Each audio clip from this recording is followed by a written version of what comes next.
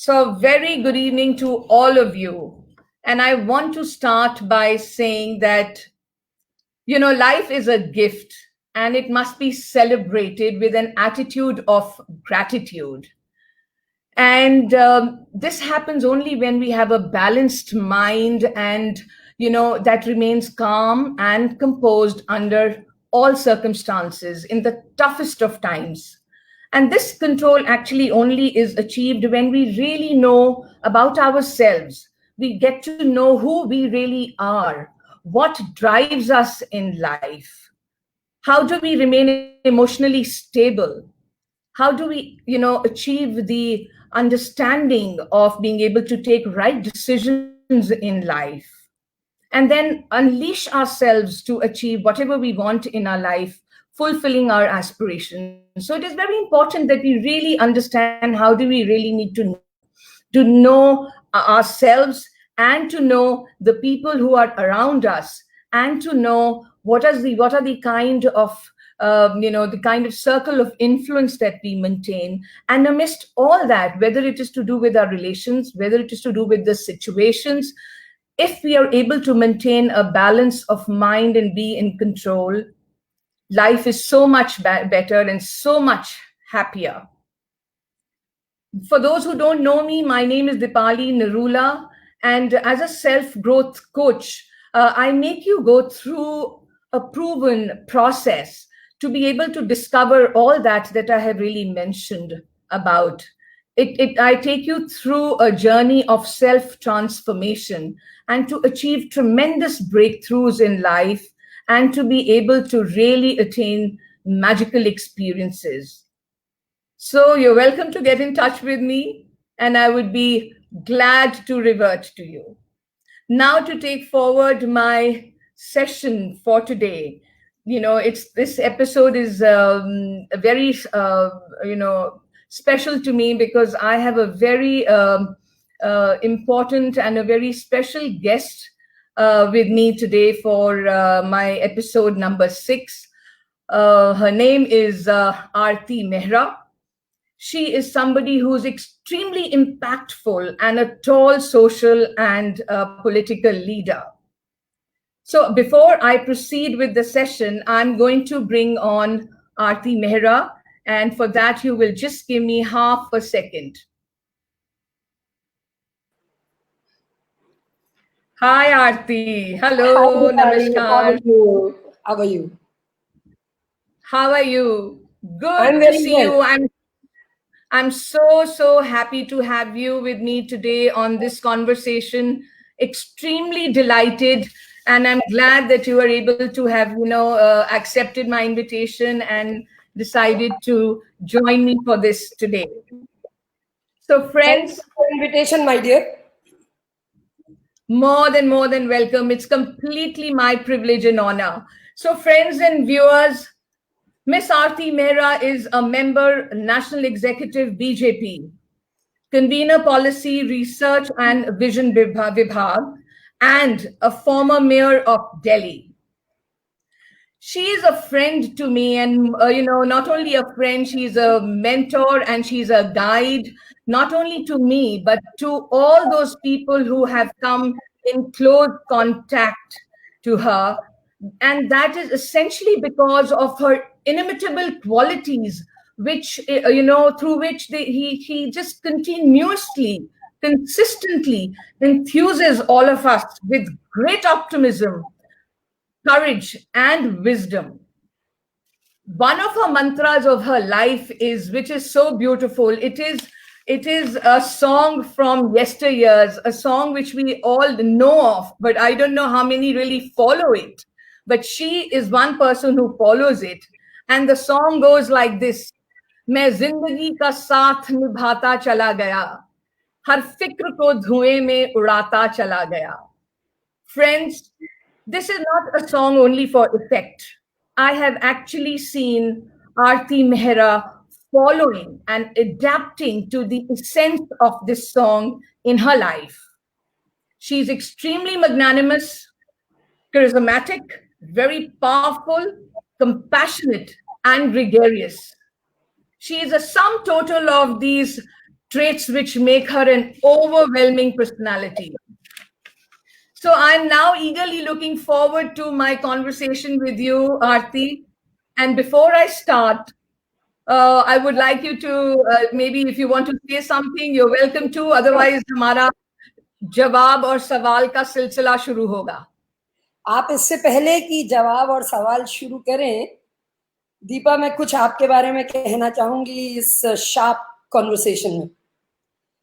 मैं बहुत दिल से, जिसे कहते हैं हार्टिएस्ट कॉन्ग्रेचुलेशंस टू यू, जिस प्रकार से आपने अपनी लाइफ में पॉजिटिविटी से, हार्ड वर्क से, जिसे कहते हैं पॉजिटिव एनर्जी से और अपने करेज से और एक कांस्टेंट प्रैक्टिस से अपनी लाइफ को जो टर्न अराउंड किया है, जो ट्रांसफॉर्म किया है, मैंने हर फेजेस में देखा है. मुझे लगता है कि आप अपने आप में एक इंस्पायरेशन है और आज एक सक्सेसफुल लाइफ कोच है. क्योंकि इसमें अगर देखा जाए तो आपने अपनी जमीन खुद तैयार की, आपने अपना आसमान खुद बनाया. और बहुत जरूरी है, कहते हैं ना कि एक टक ऊंचा देखते रहो, जुनून के साथ, पैशन के साथ अपने उस लक्ष्य को पाने की कोशिश करो. आसमां भी झुकता है. तो आपने जिंदगी को जिस प्यार से, पॉजिटिविटी से गले लगाया है, मैं भी आपको एक जोरदार जप्फी देती हूँ फेसबुक के माध्यम से, जादू की जप्फी. Thank you so much. And Aarti, I have to say, and I have to, yes. I have to say, and I have to confess that जिंदगी की जो ये जो भी ऊंचाइयां या जिस तरह से भी जिंदगी को मैं संभाल पाई, उसमें you had a major role to play in giving me that support, giving me that courage, giving me that wisdom जब कभी भी मैं थोड़ा डगमगाई. So I have to say a big thank you to you that you were a big part of my life to influence my life and take it in a direction which only good friends and family can do. Deepa, वो तो बहुत जरूरी है. साथ में ही शक्ति है. और मैं कहना चाहूंगी, जो गाना आपने कहा, जो मेरे जीवन की फिलॉसफी है, और मेरे साथ साथ मैंने देखा बहुत लोगों के जीवन की वो फिलॉसफी बना, उनकी वो शक्ति बना. मैं जिंदगी का साथ निभाता चला गया, हर फिक्र को धुएं में उड़ाता चला गया. जो मिल गया उसी को मुकद्दर समझ लिया, जो खो गया मैं उसको भुलाता चला गया. क्योंकि फायदा नहीं है होल्ड ऑन करने से. जो चीज आपके हाथ में नहीं है उसके पीछे भागने की जरूरत नहीं है. बर्बादियों का शौक मनाना फिजूल था, बर्बादियों के जश्न मनाता चला गया. निकल आओ. जो भी समस्या है, मन के हारे हार है, मन के जीते जीत. तो अपनी इनर शक्ति को हमें हमेशा रखना है. गम और खुशी का फर्क न महसूस हो जहां, मैं खुद को उस मुकाम पे लाता चला गया. मैं जिंदगी का साथ निभाता चला गया. बहुत सुंदर. तो इस गाने में अगर देखा जाए तो इतनी ब्यूटी है उसकी, इतनी अपने आप में सार्थकता है. मुझे लगता है कि मैं उसको जीने की हमेशा कोशिश करती हूँ. और इसीलिए मैंने आरती कहा कि you are not only a friend, you're a mentor and a guide, not only to me, but to so many people I know who are so close to you, and how you are a central part of each person's life. So I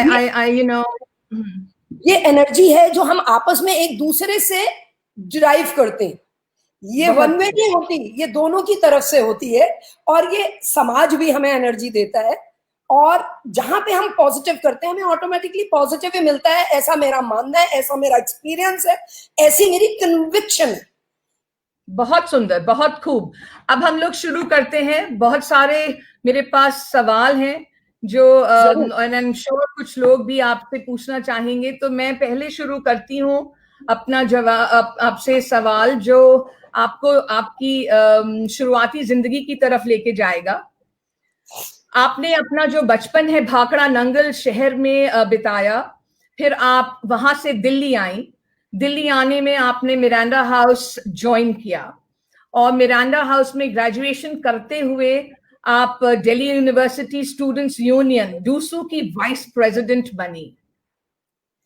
Deepa, इस इसको उस मैं दो, sorry, इसके बारे में आप मुझे बताएं कि आपकी ये जर्नी भाखड़ा से लेके दिल्ली यूनिवर्सिटी तक की जो जर्नी थी, पहले वहां तक बताइए। जब आप वाइस प्रेसिडेंट बनी तो वहां तक की जर्नी का आप अपना अनुभव बताइए। मैं आपको इसको दो फेज में बताना चाहूंगी। जन्म मेरा भाखड़ा, जो Nangal dam, Bhakra dam project है, नंगल कहते हैं, वहां पे हुआ। बहुत इंपॉर्टेंस है उस जगह की, जल ही जीवन है, और वहां से सोर्स है पानी का। उसके बाद एक और छोटे टाउन में हम रहे, तलवाड़ा, और फिर चंडीगढ़ आ गए। तो मेनली मैं चंडीगढ़ में बड़ी हुई। चंडीगढ़ में मैं नाम लेना चाहूंगी, याद करना चाहूंगी, अपनी प्रेयर्स ऑफर करूंगी अपने गुरुजी को, जिन्होंने मेरे फॉर्मेटिव ईयर में, मेरी फाउंडेशन के समय में, जिसे कहते हैं ना संस्कारों को डालना, वो संस्कार मुझे मेरे गुरु विश्वात्मा बाबरा जी महाराज के द्वारा मिले, जिन्होंने मुझे रामायण के आदर्श, गीता का कर्म ज्ञान, वेद पुराण की एक बेसिक समझ, योग, योग के साथ ध्यान, और अच्छे बुरे का फर्क, ये मुझे महाराज जी ने वहां पे सिखाया। एक बार मैंने अपनी ऑटोग्राफ बुक रखी और मैंने महाराज जी से कहा मेरे लिए कुछ लिखें। तो उन्होंने, आज भी मेरे पास है, मैं वो पोजेस करती हूँ, उन्होंने लिखा, नो दाई सेल्फ, अपने आप को जानो। तब मुझे लगा कि मैं तो अपने आप को जानती हूँ, आरती मेहरा हूँ, daughter of Shyamlal Mehra and resident of this, and ये स्कूल में पढ़ती हूँ और इस क्लास में पढ़ती हूँ, तो क्या जानना। लेकिन दीपा, मैं आज तक भी अपने आप को जानने की कोशिश करती हूँ, वो कहे हुए शब्द खोजती हूँ कि वो क्या कहना चाहते थे, और जीवन में उसे मुझे बहुत संबल, बहुत स्ट्रेंथ मिली है। क्योंकि खुद को जानो, खुद को पहचानो, खुद को घड़ो, बनाओ, जैसे घड़ा कुम्हार बनाता है, खुद को घड़ो, खुद बिल्कुल को संवारो, बिल्कुल। खुद से प्यार करो, और आगे बढ़ो, बढ़ते जाओ, बढ़ते जाओ। मुश्किलें आएंगी, कोई बात नहीं, लेकिन बढ़ना नहीं छोड़ना है। तो मुझे ऐसा लगता है कि ये जो मेरे फॉर्मेटिव ईयर थे, उसमें एक तो गुरुजी का बहुत बड़ा रोल था, और दूसरा, जो आप कहते हैं ना कि डायनामिज्म है या एक करेज है, वो करेज मुझे आता है झांसी की रानी लक्ष्मीबाई को देख के। जब मैंने झांसी की रानी लक्ष्मीबाई का रोल किया और उसे अपने में भी 4th 5th स्टैंडर्ड में पढ़ा, तभी से मेरे बूज मार्क, मेरे रोंगटे खड़े हो जाते थे कि एक यंग लड़की घोड़े पे सवार, पीठ पे बच्चा, हाथ में तलवार और ढाल लिए कैसे अंग्रेजों के बीच में निकल पड़ी, जब भारत के हौसले इतने गिरे हुए थे।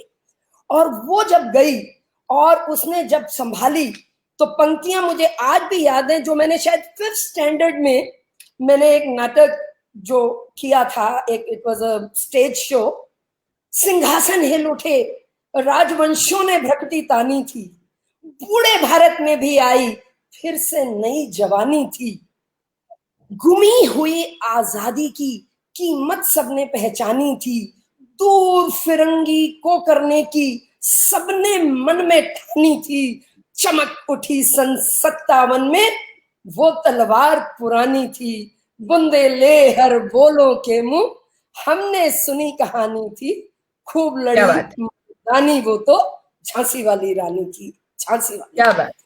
तो मुझे लाइफ में ना हमेशा ऐसे आता है कि कोई एक कर सकता है तो दूसरा भी कर सकता है। तो यही इंस्पायरेशन है जो हम ड्राइव करते हैं, कहीं कुछ ऐसी पर्सनालिटी से, कुछ जिंदा पर्सनालिटीज से, कुछ लोग जो हमारे आसपास होते हैं, और कभी कभी मैंने देखा है ऐसे लोग होते हैं जीवन में जो बहुत ही सिंपल होते हैं, वो भी तुम्हें बहुत कुछ सिखा जाते हैं। तो ये मेरा एक फेज था।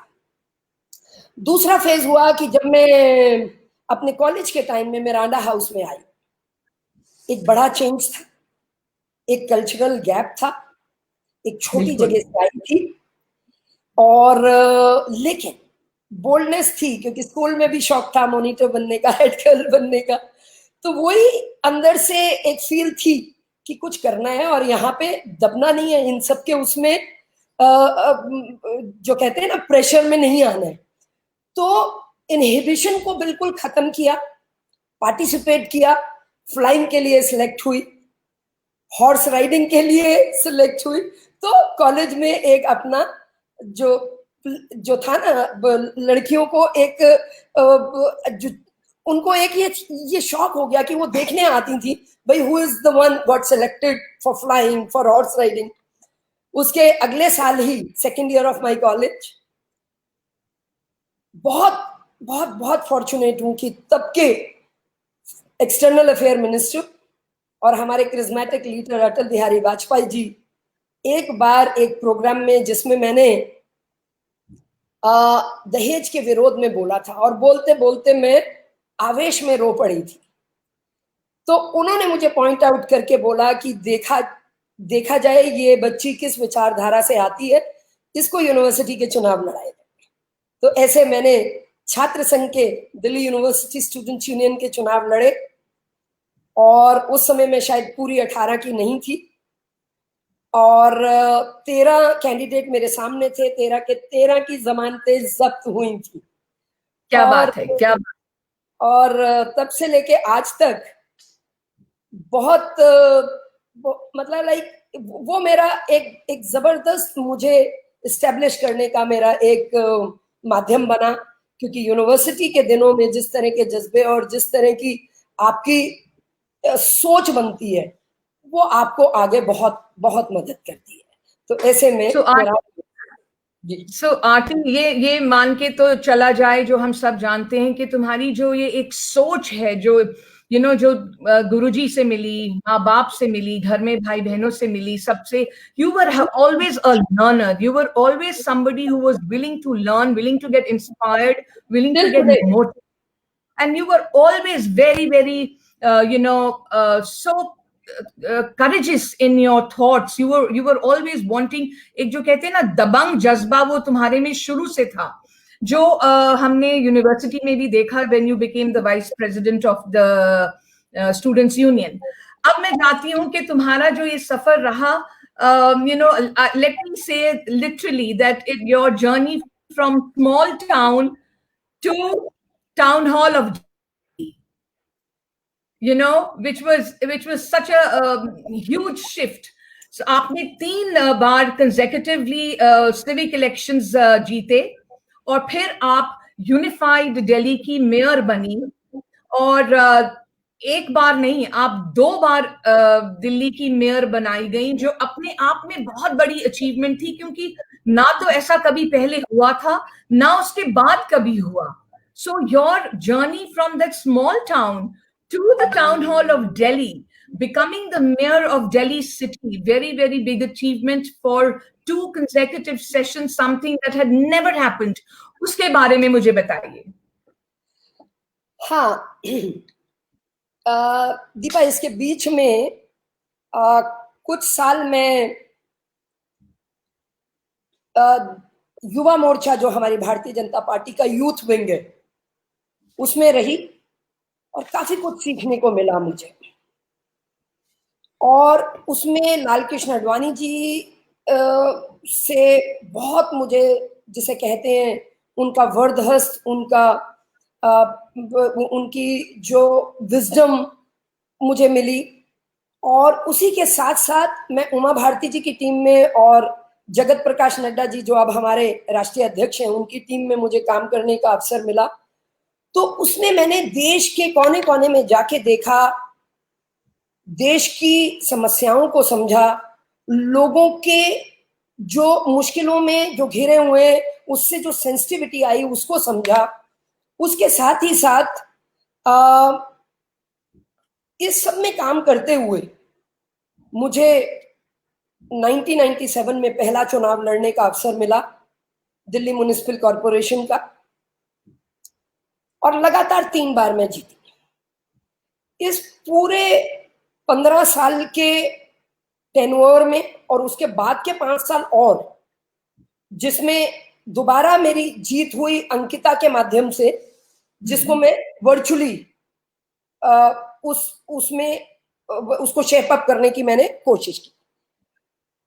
तो मुझे ऐसा लगता है कि आदमी के जीवन में दो बहुत महत्वपूर्ण दिन होते हैं।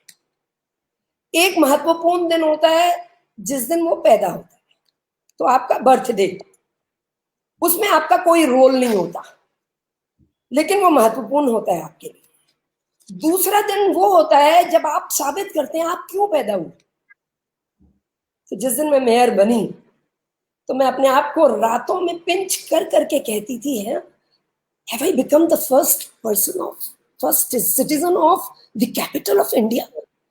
Yes. You know, और मैं अपने आप से, तो मुझे ऐसा लगता था कि मैंने सार्थक किया है।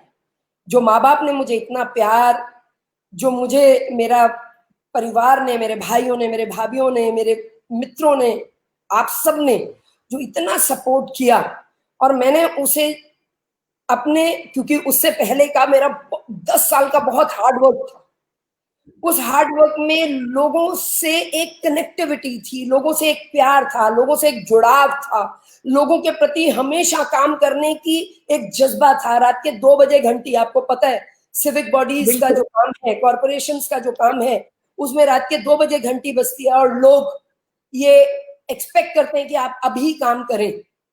जी बिल्कुल, बिल्कुल। ऐसा किया तो दिल्ली की महापौर का पद मिला, बहुत महत्वपूर्ण, क्योंकि इंस्टीट्यूशंस को जिंदा रखना काम होता है जब आपको कोई पोजीशन मिले। तो मुझे उस लगा कि ये पोजीशन मिली है, लेकिन इस पोजीशन के मुताबिक मुझे अपने आप को बड़ा करना है, इस इंस्टीट्यूशन को बड़ा करना है, और फिर मैं पूरी कमिटमेंट के साथ 16 से 18 घंटे मैंने दिन में काम किया, और उसमें जितना पॉजिटिव काम हो सकता था, जितना काम हो सकता था, अपनी पार्टी के काउंसलर्स के लिए, दूसरी पार्टियों के काउंसलर्स के लिए, कितने इंस्पेक्शंस करने, इंस्पेक्शंस के लिए एज अ मेयर मैं दोनों टर्म में लगभग 368 स्कूल्स और कॉलेजेस में गई to inspire, to speak as a chief speaker और अ चीफ गेस्ट।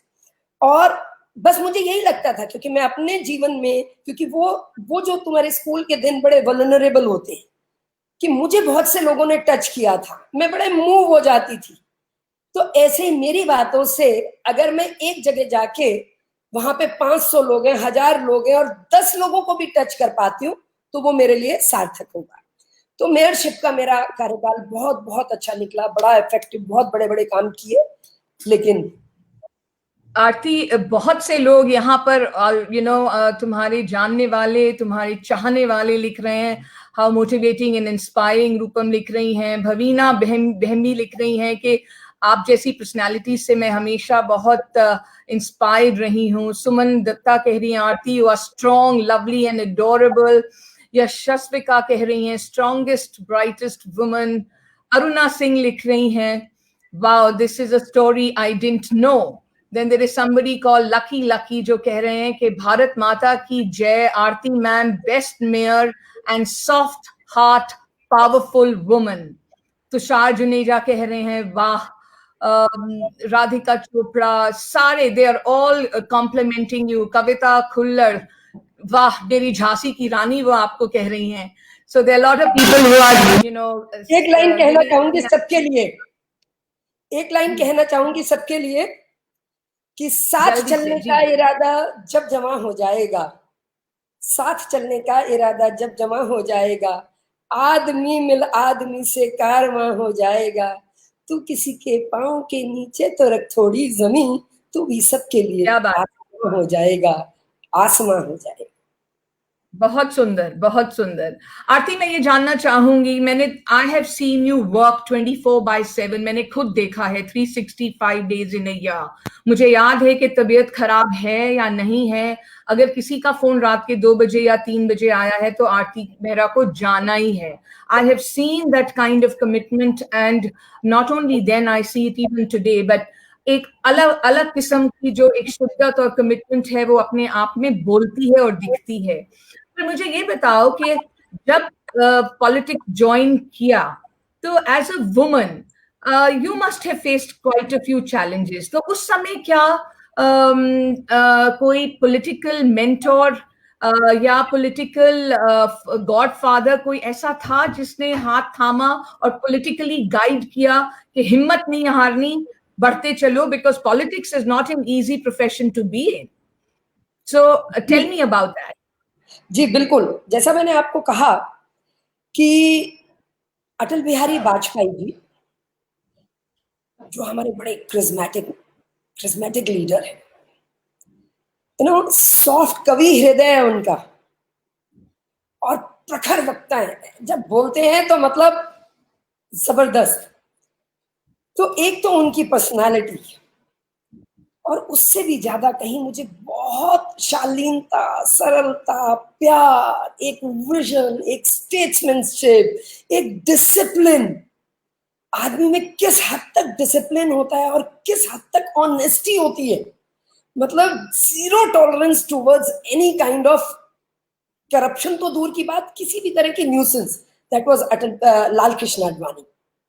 बहुत क्लोजली देखने का मौका मिला, जीवन ने मुझे ये बहुत सुंदर अवसर दिया और ये मुझे बहुत इंस्पायर करते थे। मुझे लगता था कि अगर आज आडवाणी जी 12 से 14 घंटे काम करते हैं तो मैं क्यों नहीं कर सकती। और इसके साथ ही साथ हमारे दिल्ली के नेता साहब सिंह वर्मा सुबह 6 बजे से 4 साढ़े 4 उठते थे, 1-1.5 घंटे में भी वो लोगों से मिलते थे जब वो अपनी पर्सनल जो एक्टिविटीज करते थे उस बीच में भी मिलना होता था। लेकिन 6 बजे से लेकर रात के 12:30 बजे तक जिस तरह उंगली पकड़ के मुझे चलाते थे। मैं मेयर भी बनी तो मेरे घर में 6 बजे सुबह नीचे होते थे कि आरती चलो, वो मेट्रो का काम शुरू हो रहा है, उसको पूरा देखने जाना है, उसको आगे तक लेके जाना है, क्योंकि तब मैं पोजीशन में थी। और मैं कहती थी मामा जी रात को मैं 1:30-2 बजे सोई हूँ, प्लीज 1 घंटा और सो लूं। पागल, सो के क्या खराब करेगी अपने जीवन को, नीचे खड़ा हूं मैं, ऊपर आ जा, नहीं तो पानी की। ये मेरे डीडीए फ्लैट्स में जब मैं 2nd फ्लोर में थी तो वो घर के नीचे होते थे और कहते थे मैं पानी डाल दूंगा आके तुम्हें। बहुत तो सुंदर। इस तरह तो मेरी पार्टी में जो आपने कहा ना गॉडफादर, ऐसा नहीं है, व्यक्ति पूजा नहीं होती वहां पे। वहां पे अगर आप काबिल हैं, अगर आप किसी चीज को डिजर्व करते हैं, मेरिट है, तो आपको जरूर देंगे। तो अटल जी से एक इंस्पिरेशन ली।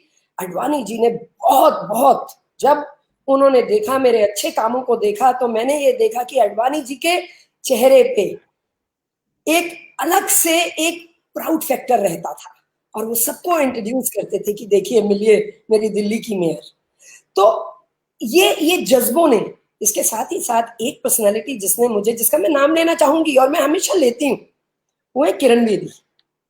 क्योंकि जब मैं कॉलेज में थी तो वो डीसीपी थी, फर्स्ट आईपीएस ऑफिसर, और जिस प्रकार से उनमें एक कमिटमेंट झलकती थी अपने काम के प्रति, उसके साथ ही साथ इनजस्टिस के खिलाफ खड़ा होना और क्रिमिनल्स को जिस तरह से वो आड़े हाथों लेती थी।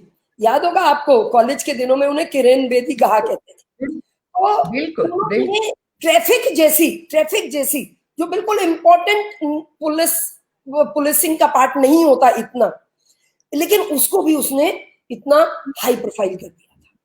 बिल्कुल जेल में बिल्कुल। जो सुपीरियर्स होते हैं उनका नाम भी कोई नहीं जानता, लेकिन जब किरण बेदी थी तो जेल में कैदियों को, तो अपने इंस्टीट्यूशंस को निकाल के लाना, उसे अलग स्पेस पे खड़े करना।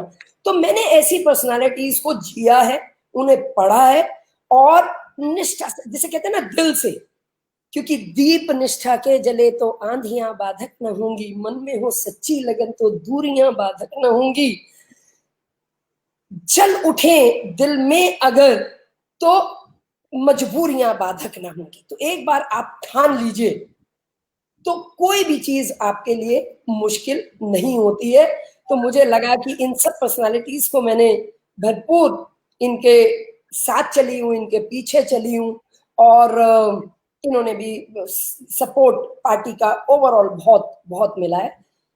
तो मुझे ऐसा लगता है कि मैं एक राइट पार्टी में हूँ हमेशा से।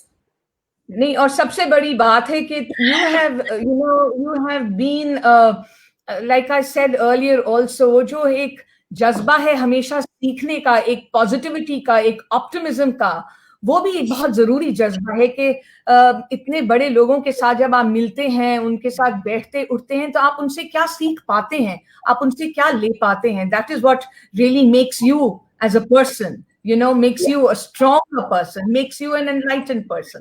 So वो जज्बा जो आप में था, वही जज्बा आगे भी लोग जो आपके संपर्क में आते हैं, वही जज्बा आप में देखते हैं, क्योंकि मैं जानती हूँ कि कितने लोग आपसे हमेशा इंस्पायर्ड रहते हैं. In fact I just want to quickly read. Ajay कह रहे हैं ग्रेट गोइंग आरती. रश्मि कह रही हैं, रश्मि वाइदलिंगम कह रही हैं, to survive in politics through your hard work is in itself a great achievement. नीलू सचदेव कह रही हैं very committed, dedicated and positive persona. शिवाय कह रहे हैं amazing, what an inspiration. जय मिश्रा कह रहे हैं RTG's charisma and positivity is infectious. Meeting this elegant lady with her aura leaves the person inspired and happy. Keep up the good work, RTG. Nadira ने आपके लिए एक शेर अर्ज किया है. किसी को बेवजह शोहरत नहीं मिलती, उन्हीं के नाम है दुनिया में जिनके काम अच्छे हैं. तो बहुत से लोग बहुत खूबसूरत मैसेजेस आपके लिए डाल रहे हैं. खैर, समय इतनी जल्दी भाग रहा है कि मेरे अभी भी जो काफी सारे सवाल हैं वो कहीं रह ना जाएं. तो मैं अगले क्वेश्चन पे आती हूँ कि मेयरशिप के दौरान आरती, आपको एक बहुत बड़ी और प्रेस्टिजियस opportunity मिली. It was a big achievement for you to be invited to the United Nations to speak on the subject of global warming. उस समय वो खबर बहुत बड़ी बनी, बहुत चर्चा में भी आई, मीडिया में, सब जगह. It was an opportunity which was I think a great achievement for you. उसके बारे में कुछ बताइए. दीपा, वो तो गजब था. वो मैं भूल नहीं सकती कि कैसे मुझे एक दिन एक फॉर्म मिला जिसमें मुझे भरना था कि क्या आप यूनाइटेड नेशन में पार्टिसिपेट करना चाहेंगे ऑन क्लाइमेट चेंज. तो ये क्वेश्चंस भर के ये मेयर्स, तो 86 वर्ल्ड के मेयर्स ने 86 उसमें अप्लाई किया, जो फॉर्म आया. क्या उसके बाद ये सिलेक्टिव प्रोसीजर था, कटते कटते कटते फिल्टर होते हुए फाइनली 4 को इंटरव्यू किया गया. The then secretary general of the United Nation mister Ban Ki moon, उन्होंने वीडियो कॉन्फ्रेंसिंग से हमसे बात की. और फाइनली शायद ये श्रेय था मेरे दिल्ली का, शायद ये श्रेय था मेरे दिल्ली वासियों का, जो लगभग 2.25 करोड़ थे, अब तो 2 करोड़ हो चुके. और being my being women, तो ये पहले आज तक कभी नहीं हुआ था कि कोई सिविक बॉडी के लेवल का लीडर जो है, जिन्हें लोकल लीडर्स कहा जाता है, वो यूनाइटेड नेशन के फोरम में पहुंचे. उस फोरम में पहुंचे. लेकिन फॉर्चुनेटली मुझे ये अपॉर्चुनिटी मिली. मुझे मालूम है मैं कई रातों नहीं सो पाई थी. और जब मैं वहां गई तो 24 सितंबर 2007 यूनाइटेड नेशन, जहां पे 178 कंट्रीज के हेड थे, जनरल असेंबली के ओपनिंग सेशन में इंट्रोडक्शन दिया गया था बन की मून जी के द्वारा. पहला इंट्रोडक्शन था the then governor of California mister Arnold Schwarzenegger, और दूसरा इंट्रोडक्शन था मेरा. 12 क्या मिनट बात है। 12 मिनट में बोली। और जैसे जब मैं बोलने से पहले जब मैं वहां खड़ी हुई तो कई दिनों से भाव तो बन ही रहे थे, जब से फ्लाइट ली और वहां पहुंची। तो उस इमोशन में बस मुझे एक ही चीज याद रही कि आरती इस पोडियम पे, ये महान पोडियम जो है, जिसका ये हरा मार्बल का पत्थर है और जिसपे यूनाइटेड नेशन का जो लोगो है, बिल्कुल। ये आरती ये तेरे लिए नहीं है, ये भारत के लिए। तो ये आरती नहीं यहाँ खड़ी, ये पूरा भारत यहाँ खड़ा। क्या बात है। तब मैं बोली और मुझे वहां पे स्टैंडिंग ओवेशन मिला और 178 कंट्रीज के हेड्स में उस समय के मेरे फाइनेंस मिनिस्टर चिदम्बरम और external affair minister Pranab Mukherjee ji वहां पे थे, जिन्होंने बहुत बहुत बहुत मुझे सराहा। तो मुझे लगता है कि वो अपने आप में एक बहुत ही अच्छा एक्सपीरियंस था। बहुत बड़े बड़े लोगों से मिलने का, नेल्सन मंडेला जी से मिलने का सौभाग्य मिला। अल गोर जी ने मुझे एक पर्सनल लंच पे बुलाया जिसमें सिर्फ 18 लोग थे, और बन की मून ने मुझे 1-to-1 ब्रेकफास्ट पे इनवाइट किया। तो वो एक बहुत बहुत सुंदर एक्सपीरियंस रहा मेरी जिंदगी का, और मैं उसे बहुत चेरिश करती हूँ। और उसमें मैं जो प्रेजेंट कर पाई वो भी बहुत अच्छा प्रेजेंट हुआ। तो मुझे लगता है कि उसके लिए मतलब मेरी मेयरशिप और मेरे दिल्ली सभी लोगों का मैं बहुत दिल से, आज फिर मुझे मौका मिला है, मैं उनका धन्यवाद करना चाहूंगी और बार बार करती रहूंगी। क्या बात है, बहुत सुंदर। And it was a matter of great pride for you and for the country.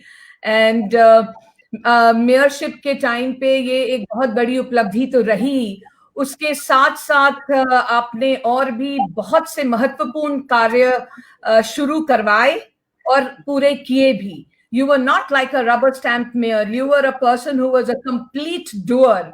I also remember Sheila Dikshit ji उस समय CM होती थी, तो how she held you in so much of regard and affection. हमारे सामने भी बात हुई, मैं जब उनको कभी अकेले मिली तब भी जब कभी आरती मेहरा का नाम आया तो बहुत प्यार से, बहुत रिस्पेक्टफुली और बहुत स्नेह के साथ बात करती थी, in regard to you.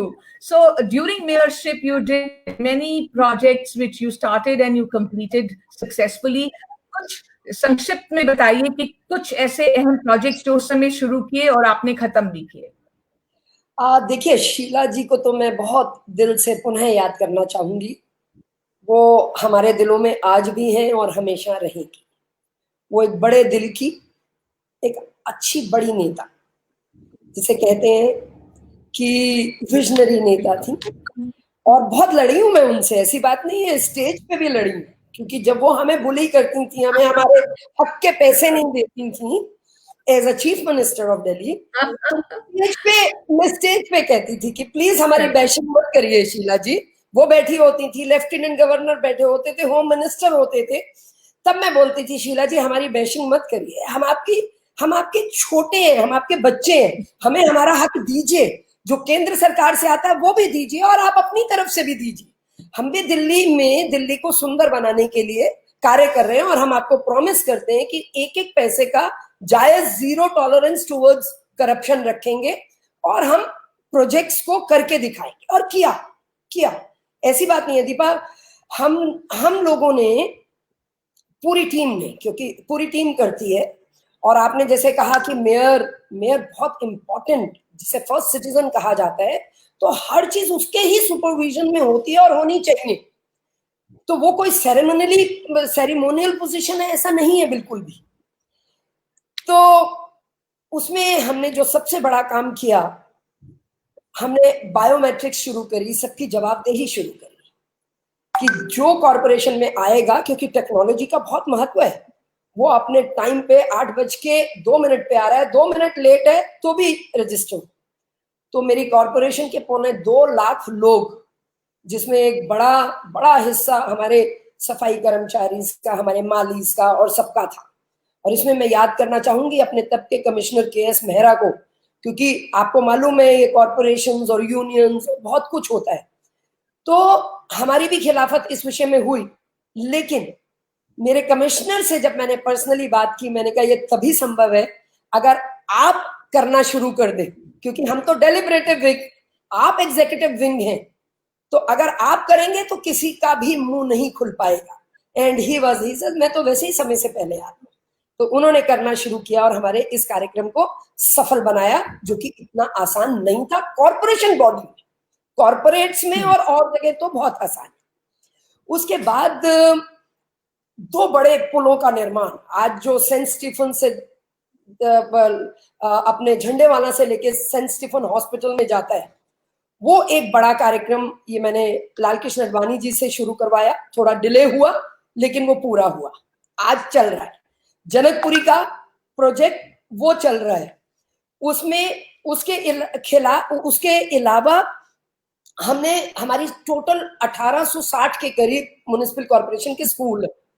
हमारे स्कूल के बच्चे ये नहीं फील करना चाहिए कि वो कैसी हालत में है, तो 1610 स्कूल मेरे समय तक बिल्कुल brand new building with new bench, with new stools, with new black boards, with good infrastructure पूरी तरह से तैयार थे। हमने अपने हॉस्पिटल्स को पूरी तरह से रेनोवेट किया। उसके साथ ही साथ एक बहुत बड़ा काम किया हमने ऑनलाइन, जो आप देख रही हैं आज आपके घर हाउस टैक्स का इंस्पेक्टर नहीं आता, यूनिट एरिया मेथड, यूनिट अपना सेल्फ असेसमेंट करिए और आप खुद पे करिए। तो ये हमारी दिल्ली वालों को देन थी, जो कि अब तो ऑनलाइन आप खुद करिए, खुद दीजिए। उसके साथ ही साथ holistic approach towards e governance, तो हमने सब कुछ इंटीग्रेट करवाया और ऑनलाइन टेंडरिंग, ऑनलाइन बिल्डिंग के नक्शे जो आज जो बहुत सफलता से हो रहे हैं। तो मुझे ऐसा लगता है कि ये बहुत बड़े बड़े काम थे। स्लॉटर हाउस, इतना बड़ा स्लॉटर हाउस कहाँ चलता था? थिक ऑफ पॉपुलेशन में।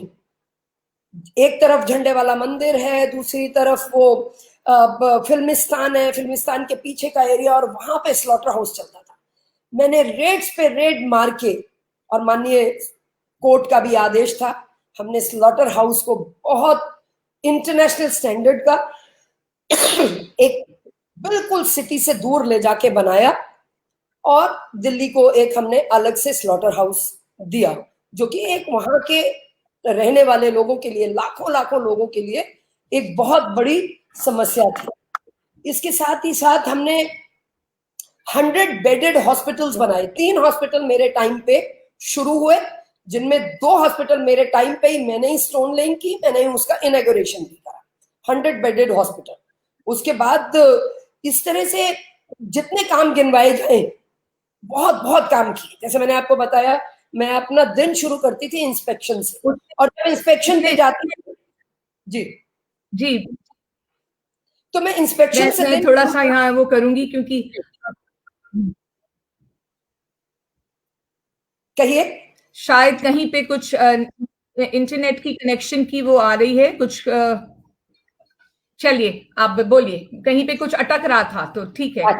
तो मैंने पूरी कोशिश करी कि अपने समय का पूरी तरह से मैं इस्तेमाल करूं, क्योंकि मन में हमेशा एक प्रेशर रहता था कि ये जो हमारा सिस्टम है मेयरशिप का, ये बहुत जल्दी जल्दी बदलता है। वो तो भगवान की दया से मुझे दूसरा चांस भी मिला, और फिर उसमें ये होता था कि हर पूरा ऐसा पर्सनालिटी निकल के आनी चाहिए, बड़े बनने चाहिए, बड़ा पद है उसके मुताबिक। तो मुझे बहुत मेयर्स कॉन्फ्रेंस में जाने का मौका मिला, तो मैं जेरूसलम गई, इजराइल, मेयर कॉन्फ्रेंस में। मेयर कॉन्फ्रेंस एशियन 8 करके हुई थी, जिसमें मैंने दिल्ली की तरफ से पेपर साइन किया, दैट वाज इन बैंकॉक। उसके अलावा तेहरान मुझे बुलाया गया, ईरान में, और तेहरान का एक बहुत गजब का एक्सपीरियंस रहा मेरा। तो वहां पे भी मेयर कॉन्फ्रेंस, और तब के मेयर बाद में वहां के प्रेसिडेंट बने। इसी तरह से डिजास्टर मैनेजमेंट के लिए मैं लिवरपूल गई। एक यहाँ पे जिस तरह से मेरा नाम चल रहा था, तो ब्रसल्स में मुझे बुलाया गया to speak on dynamic cities, कि कैसे डायनामिक सिटीज को, तो वहां पे मैंने अपने जो टोटल मेरा करीब 16 मिनट का भाषण था उसमें मैंने एंड में बोला dynamic city needs dynamic women because they have sensitive heart and with the sensitive heart they have will to prove. उनके लिए कुछ भी रूटीन नहीं होता, they want to prove it. तो क्योंकि हम हमेशा ये प्रेशर एक रखते हैं अपने साथ, जो कि बहुत अच्छा है कि भाई मैं महिला होने के नाते I have to prove this.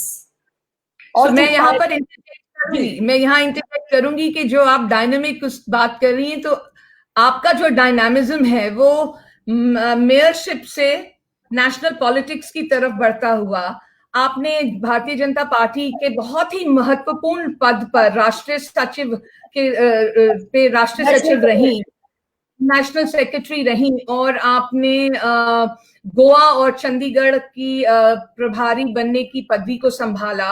और ये जो एक्सपीरियंस रहा कि आप मेयर जो दिल्ली क्षेत्र में अपना दिल्ली प्रदेश में था, आपका जो रोल, आपका सारा कारोबार वो शिफ्ट हुआ नेशनल प्लेटफॉर्म पे, नेशनल पॉलिटिक्स में. उसके बारे में बताइए कि वहां आपका एक्सपीरियंस कैसे रहा.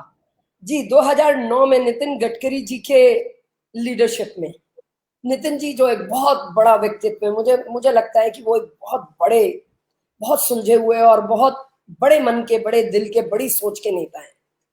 उनके नेतृत्व में मुझे सेक्रेटरीशिप मिली, गोवा का प्रभार मिला. गोवा की एक बड़ी पूरी जीत तब मेरे समय में हुई थी. मैं ये नहीं कहती मेरे कारण हुई थी, बट यस, वहां पे भी सब लोग कहते हैं, मनोहर पर्रिकर जी कहा करते थे कि you are a lucky charm for Goa. लेकिन मैं वहां की 40 सीटों पे गई हूं. वहां पे मैंने रातें गुजारी हैं 40 उसमें.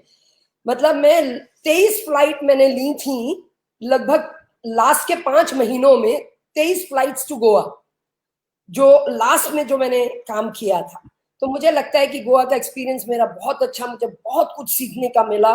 वहां का कार्यकर्ता इतना कमिटेड है, इतना सच्चा है, जितना काम करता है उतना ही बताता है. तो बहुत कुछ सीखने को मिला. उसके बाद मुझे राजनाथ सिंह जी की लीडरशिप में 2013 से 14 के अंत तक, 15 तक रादर, मैं सेक्रेटरी बनी और प्रभार मिला चंडीगढ़ का. तो चंडीगढ़ का एक्सपीरियंस मेरा बहुत खूबसूरत रहा. वहां पे हमने कॉरपोरेशंस को जिताया, क्योंकि इसी ये जीत जो भी किसी भी तरह के इलेक्शंस जो तुम्हारी लीडरशिप में, तुम्हारे प्रभार में आप जब इंचार्ज होते हैं, उसमें जीते जाते हैं, तो वो एक आपकी सफलता का पैमाना बनती है. और तभी हम किरण खेर जी को भी पहली बार जिता के लाए थे. तो चंडीगढ़ का एक्सपीरियंस बहुत बहुत बहुत ही अच्छा रहा, क्योंकि वहां पे कार्यकर्ता दिल से जुड़ा था. और मैं चंडीगढ़ की पुराने रहने वाली थी, लैंग्वेज और पंजाबी तो सब चीज जुड़ती बहुत अच्छी थी. तो चंडीगढ़ का और इसका एक्सपीरियंस, इसके साथ ही साथ सेक्रेटरी होने के नाते पूरे देश भर में जाने का अवसर मिलता था, हर विषय पे बोलने के लिए. मतलब केरला में मैं कश्मीर पे बोलने जाती थी, और वहां पे केरला में 2-2 हजार से ज्यादा की गैदरिंग हिंदी में, आपका कश्मीर पे भाषण से. इसे ये जुड़ाव पता चलता है, ये समझ आती है कि केरला वाला भी अपना जो मस्तिष्क, अपना शिरमोर है कश्मीर, उसके बारे में सुन के कितना रोमांचित, कितना उसको लगता है. और वो भारत माता की जय, कश्मीर हमारा हिस्सा है, 1 इंच भारत की हम जाने नहीं देंगे, और 1 सेकंड के लिए भारत के झंडे को हम नीचे होने नहीं देंगे. तो ये जज्बा हमारे भारतवासियों में है, जिससे मैंने एक्सपीरियंस किया. और बहुत अच्छा मेरा नेशनल सेक्रेटरीशिप. उसके बाद भी अभी राष्ट्रीय अमित शाह जी की टीम में, अमित जी की लीडरशिप का तो कोई जवाब ही नहीं है. मतलब जिस प्रकार से वो काम करते हैं, जितना मेटिकुलसली, जितना समय के सदुपयोग से वो जिस तरह से कार्य करते हैं, और हार्ड वर्क जो कर सकते हैं, वो हम सब लोगों को दिखाते हैं, बताते हैं, कि करके बताते हैं कि मुझे तुम कभी भी क्वेश्चन नहीं कर सकते, और कोई नहीं कर सकता, क्योंकि जिस प्रकार का उनका काम का पूरा वो है, मुझे लगता है उन्हें तो उन्हें तो स्पेशल ट्रेन किया गया है नरेंद्र मोदी जी के द्वारा, तो ये दोनों की जो केमिस्ट्री है वो इसीलिए चलती है कि ये तो हर रोज सालों से मेरे ख्याल 24 घंटे में से 18 घंटे ये लोग काम करते ही हैं और एक एक मिनट को यूटिलाइज करते हैं। जी आरती, समय भाग रहा है और बातें सुनने में इतना मजा आ रहा है कि टाइम का बिल्कुल पता नहीं चल रहा। पर मैं फटाफट चाहूंगी कि जो मेरे बाकी के जो थोड़े बहुत क्वेश्चंस हैं वो भी मैं पूछ डालूं कि कुछ रह ना जाए। मुझे ये बताइए कि सब के बीच में आपका एक इलेक्शंस ऐसा आया, एमएलए का इलेक्शन दिल्ली का ऐसा आया जब आप वो इलेक्शन हारी।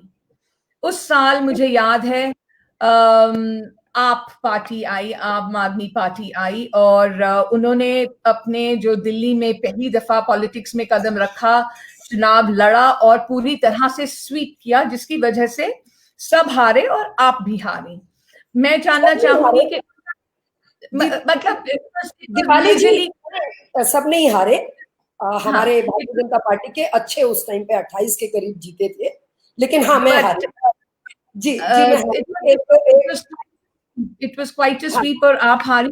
बताइए कि उस समय आपने दैट डिफीट, आपने उस समय उस डिफीट को, उस हार को कैसे संभाला, कैसे अपने आप को संभाला? नहीं, मुझे देखिए जैसे संबल जो है ना वो मेरे अंदर है, वो संबल जो है मुझे आज भी याद है जब मैं हार के आई थी उसके 1 घंटे के बाद, शायद उस दिन आप भी मेरे साथ ही थी, और उसके 1 घंटे के बाद नितिन गडकरी जी ने हम सबकी बैठक बुलाई थी और नेशनल सेक्रेटरी और दिल्ली की कोर ग्रुप का हिस्सा होने के कारण मुझे उस मीटिंग में जाना था और 1 घंटे के बाद मैं मीटिंग में थी और मैंने अपने चेहरे पे शिकन नहीं आने दी थी। क्या है कि हार, हाँ जीत होती तो बात ही कुछ और होती, लेकिन उस समय एक बदलाव की हवा चली थी। उस बदलाव में खासतौर पे हमारे एरिया के, हमारे जो जिसे कहते हैं कि साउथ दिल्ली और साउथ दिल्ली के साथ साथ मतलब दिल्ली की जनता ने एक मैसिव तरीके से एक चेंज के लिए वोट कि एक नया आजमा के देखेंगे। तो मुझे लगता है कि जनता की जो विल है उसको सिर माथे, और उसके बाद मुझे ऐसा लगा कि भगवान, जो बहुत सुंदर हरिवंश राय बच्चन जी की 2 लाइनें हैं, वो कहते हैं कि अपने मन की तो अच्छा, बहुत अच्छा, लेकिन अपने मन की ना हो तो और भी अच्छा, उसमें भगवान की कुछ अच्छाई होती है। तो मुझे लगता है कि शायद उसमें भी बहुत अच्छाई थी और हमें पता नहीं होता कि भगवान के क्या रहस्य छुपे होते हैं। तो जैसे मैंने आपको कहा ना कि गम और खुशी का फर्क ना महसूस हो जहां, मैं खुद को उस मुकाम पे लाता चला गया। तो मुझे लगता है मेरे साथ एक एक इसमें बात कहना चाहूंगी। एक बहुत सुंदर कहीं पे मैंने पढ़ा था, अकबर ने बीरबल से कहा कि बीरबल आज कुछ ऐसा लिखो कि दुख में खुशी मिले और खुशी में दुख मिले, ऐसी कुछ पंक्ति लिखो। और बीरबल ने क्या लिखा था, ये वक्त भी गुजर जाएगा।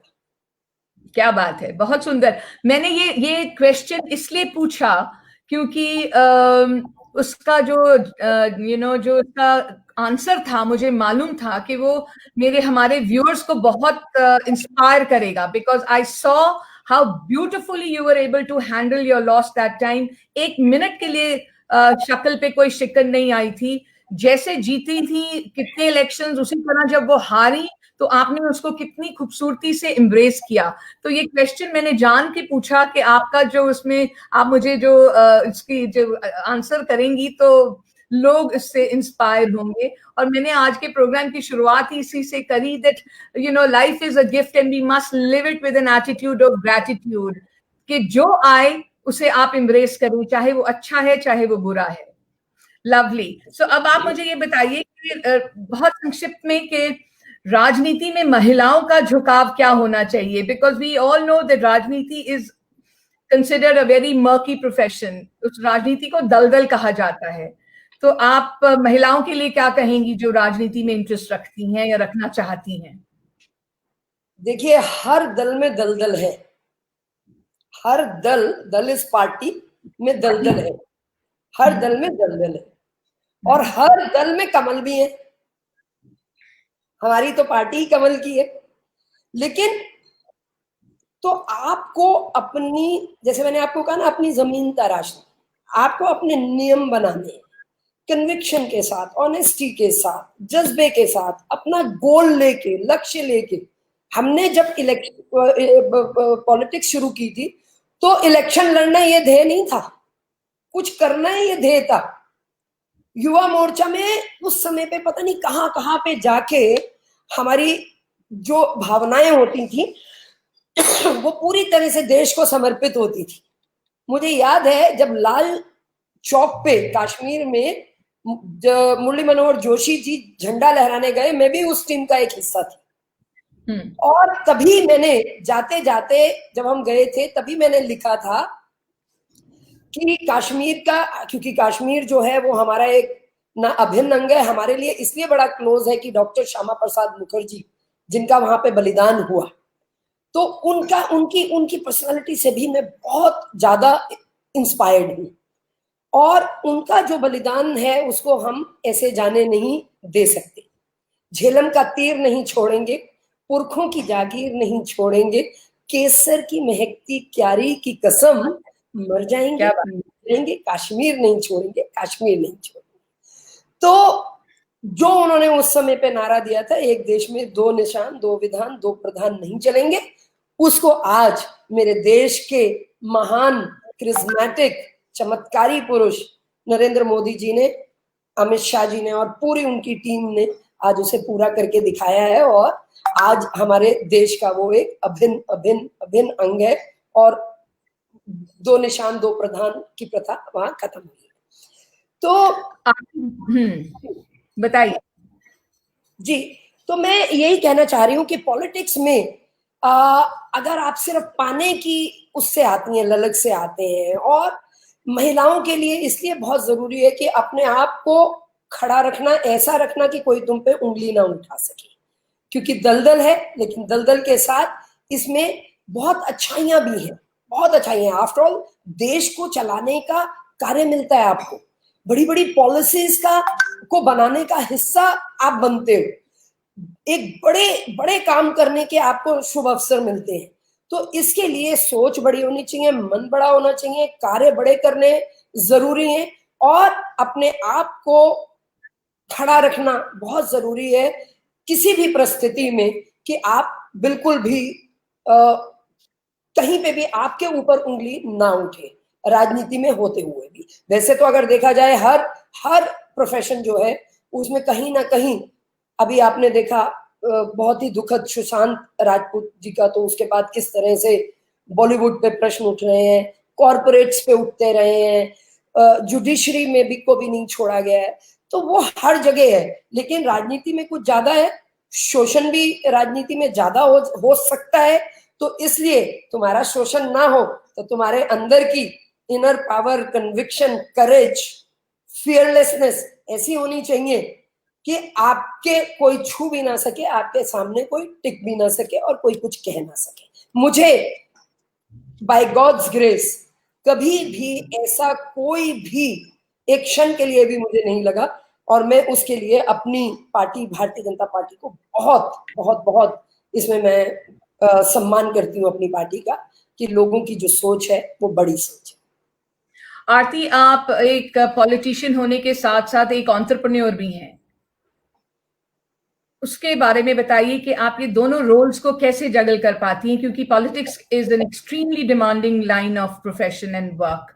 तो आप एक एंटरप्रेन्योर होते हुए दोनों चीजों को आप कैसे मैनेज कर पाती हैं? देखिए, क्या है कि राजनीति में जरूरी है कि आपका अपना बैकअप सिस्टम रहे। तो वो बैकअप सिस्टम मैं बना पाई, खड़ा कर पाई अपने आप से, कुछ अपने बहुत अच्छे अपने अपने फैमिली के सपोर्ट से, अपने ब्रदर की सपोर्ट से, अपने कुछ बहुत अच्छे मित्रों की सपोर्ट से।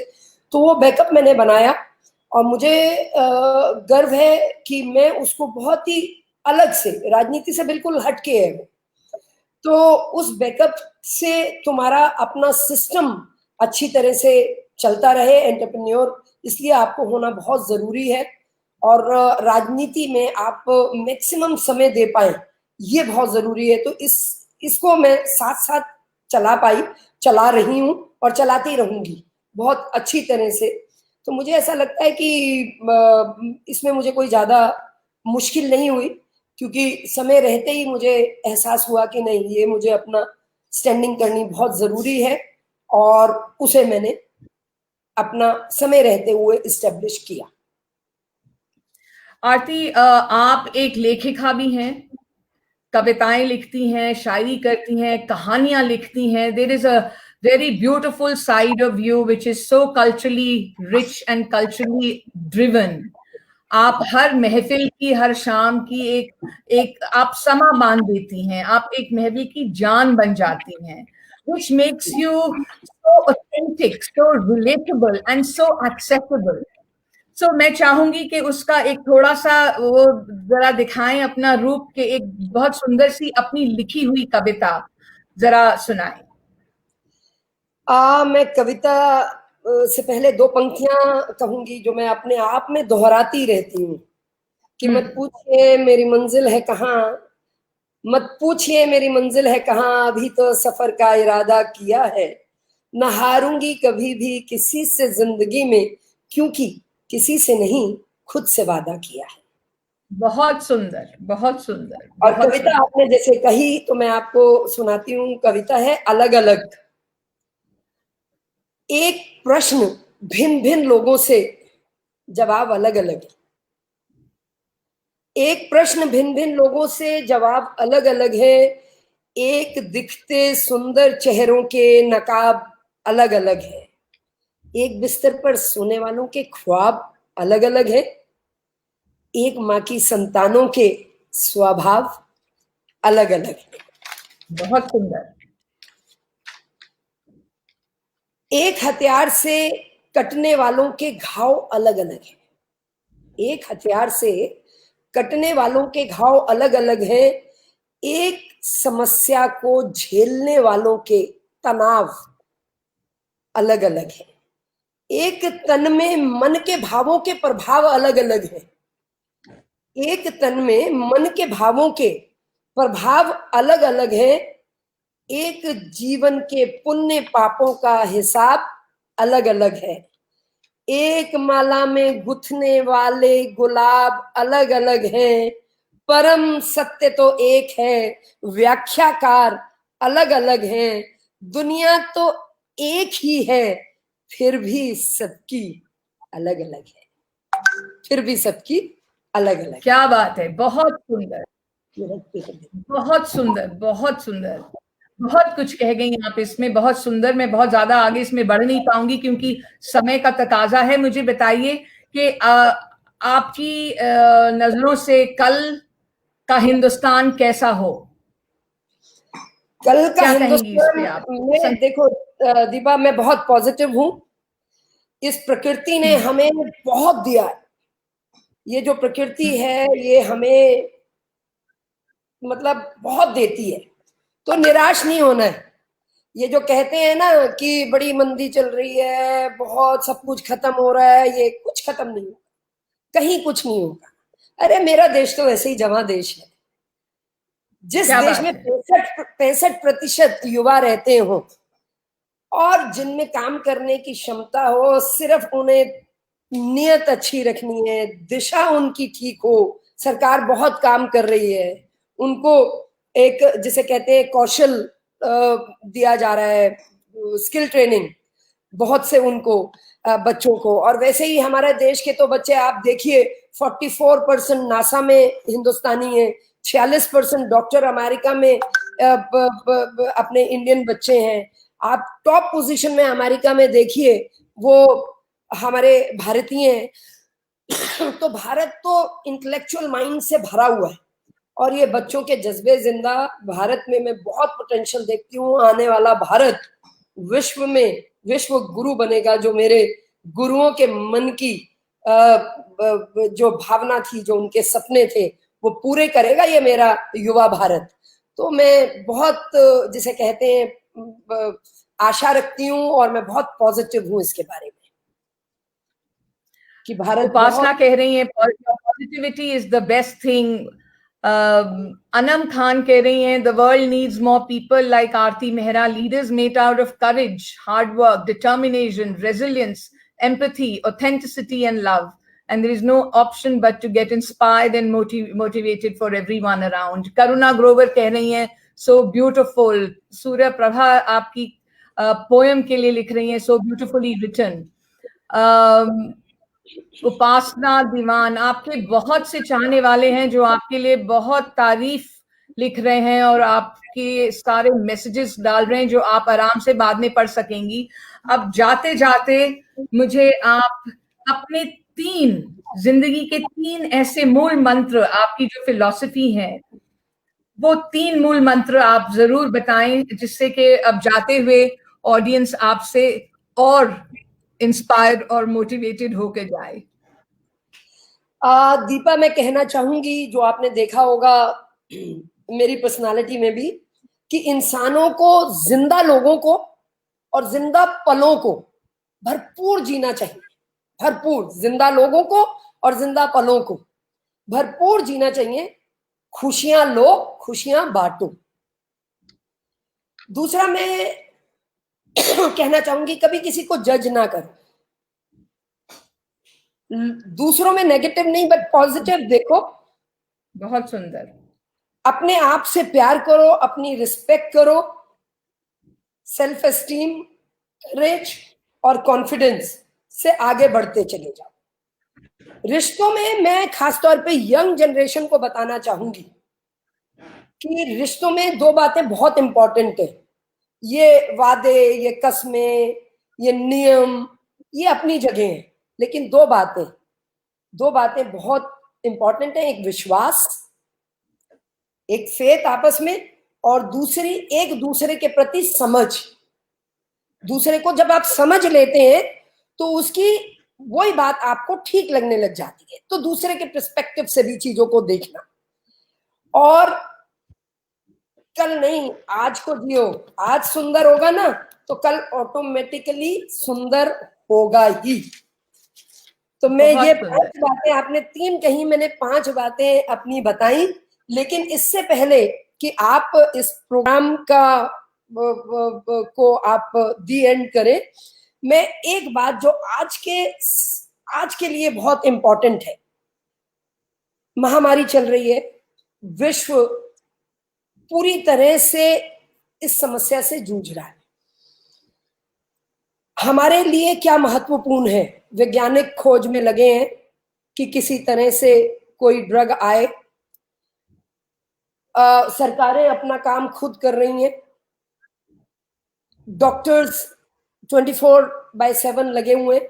हमें रिस्पेक्ट करनी चाहिए अपने सारे वॉरियर्स की, चाहे पुलिस है, चाहे सफाई कर्मचारी, चाहे जो भी लोग इस समय में आपके और हमारे ब्रिज बने हुए हैं। लेकिन आपको क्या करना है?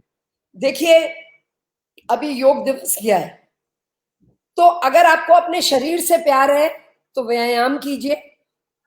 अगर आपको अपनी सांसों से प्यार है तो प्राणायाम कीजिए। अगर आपको अपनी आत्मा से प्यार है तो ध्यान कीजिए। और अगर आपको परमात्मा से प्यार है तो दान दीजिए। दान का भी बहुत बड़ा महत्व है। और अगर देश से प्यार है तो घर पे रहिए, सुरक्षित रहिए, स्वस्थ रहिए। क्या यही कहना चाहूंगी। बहुत सुंदर आरती। मैं सिर्फ यही कहना चाहूंगी सभी व्यूअर्स को कि एक एक बात जो आरती मेहरा ने आज कही है या आप लोगों के साथ शेयर की है, ये सारी बातें ये अपनी जिंदगी में अपनाती हैं, अपनी डे टू डे लाइफ में इन सभी बातों को ये अपना उसी तरह से निभाती हैं, उनको बोलती हैं, उनको पूरा करती हैं, उनको फॉलो करती हैं। तो बिना कुछ ज्यादा कहे, such insightful understanding, such motivating and inspirational incidents and so many beautiful things that you have shared with us and with all the viewers. I think they must have all felt very inspired and very enriched by everything that you have said today. So thank you very much, Aarti. And Deepa, I'm आप बहुत सफल coach बने, क्योंकि आप जिस दिल से, जिस इमोशन से और पूरे जिस भाव को लेके जब आप काम करती हैं, मुझे मालूम है आप किसी के भी जीवन में एक बहुत पॉजिटिव इम्पैक्ट छोड़ सकती हैं।